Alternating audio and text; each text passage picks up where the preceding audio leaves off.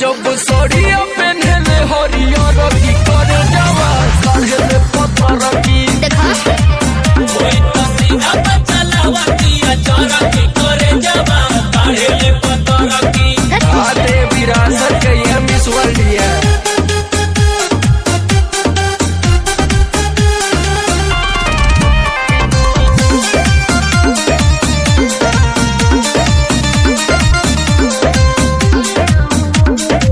हमरा से बोले के खोजे बहाना बोलो तो बड़काई मजनू के गाना। अरे हम चाहता नहीं कि तू नानी बन जा।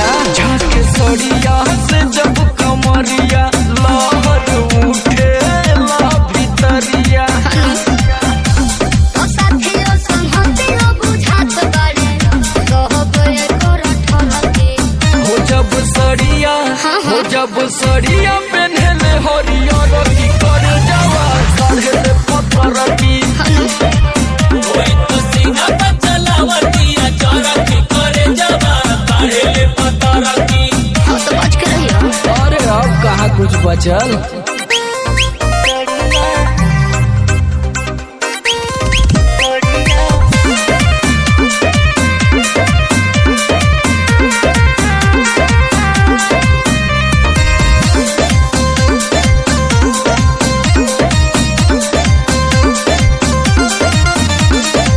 जान बुझी हमारा के मारता धाका चाहो तो हमसे भिड़ हो गई हमारो चाका हिल जात तो मजा आ जात।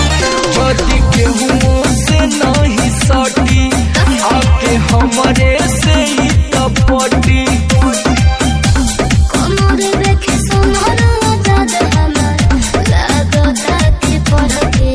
हो जब सड़िया हो जब सड़िया पेन्हले हरियर की करे जावा काढ़े पत्थर की कोई तो सीधा चलावा किया चोरा की करे जावा काढ़े पत्थर की